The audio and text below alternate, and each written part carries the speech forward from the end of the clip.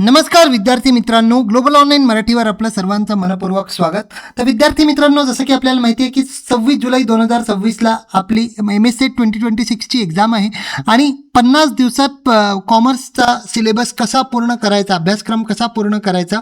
जर तुम्ही बिगिनर आहात, आत्ताच अभ्यासाला सुरुवात केली आहे, तर कुठून सुरुवात करावी आणि किती वर्षाचे PYQs आपल्याला सोडवणे आवश्यक आहे आणि या परीक्षेत जर आपल्याला यश मिळवायचं आहे तर यश मिळवण्यासाठी महत्त्वपूर्ण टिप सुद्धा मी तुम्हाला देणार आहे. तर व्हिडिओला कंप्लीट बघा.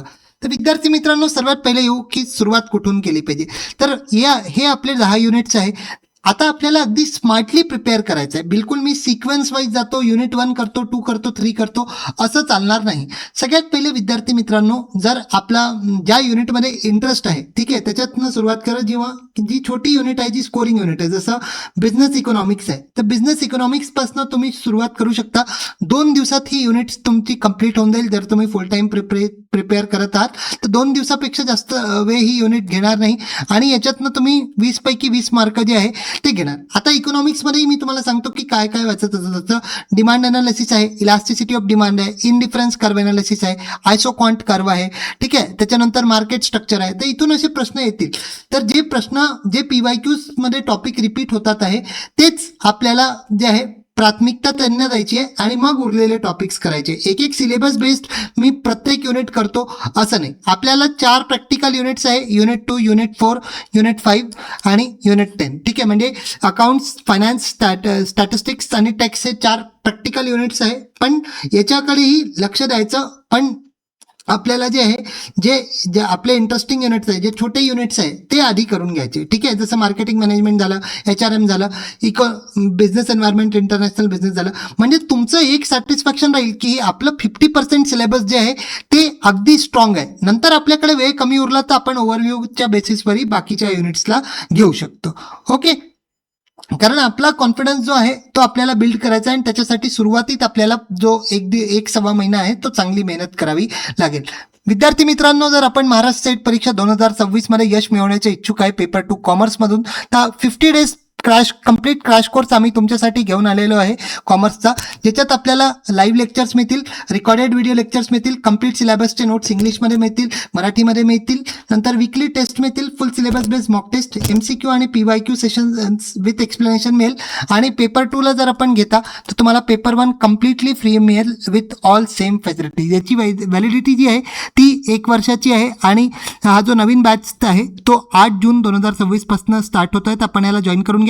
फीस इज 10,000, पण डिस्काउंट नंतर मात्र 8,000 तुम्हाला दोन्ही पेपर मिळून जातील. आपल्या या कोर्सच्या माध्यमाने मागील परीक्षांमध्येही विद्यार्थ्यांनी यश मिळवलेलं आहे. आम्ही तुमच्याकडून पूर्ण प्रिपरेशन करून घेतो. तर आपण निश्चित बॅचला जॉईन करा आणि या परीक्षेत यश मिळवा. जॉईन करण्यासाठी खाली दिलेल्या 2 नंबरला व्हॉट्सअपने संपर्क करून आपण जॉईन होऊ शकता. आता दुसरा मुद्दा येतो विद्यार्थी मित्रांनो, PYQs.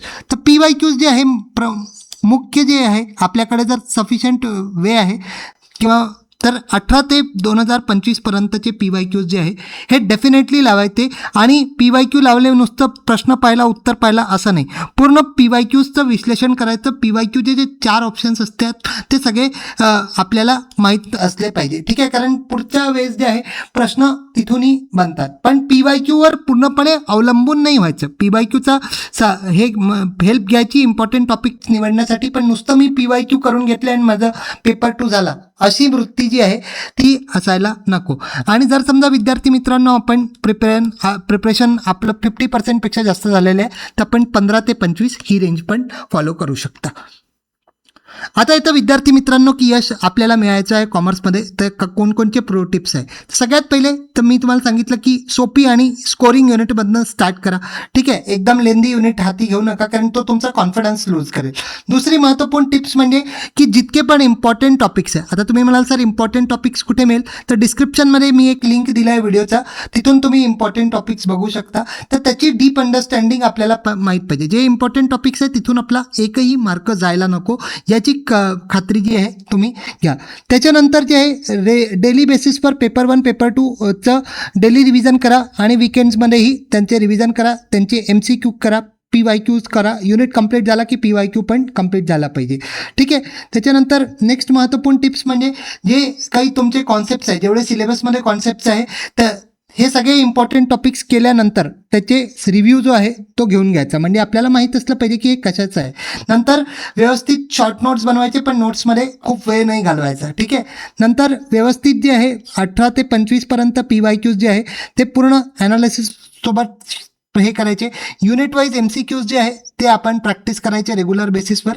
आणि जे फुल लेंथ मॉक टेस्ट आहे ते आपल्याला टायमर लावून आणि व्यवस्थित ॲनालिसिस करून हे करायचं आहे. आणि त्याच्यात जर काही आपली चुका आहे, जे कॉन्सेप्ट्स आपण विसरत आहे, तर यांना आपल्याला परत रिवाईज करायचं आहे. तर दॅट्स ऑल इन विद्यार्थी. आपल्या सेशनमध्ये हे महत्त्वपूर्ण टिप्स तुम्ही आपल्या प्रिपरेशनमध्ये फॉलो करा आणि व्यवस्थित या परीक्षेत यश मिळवा.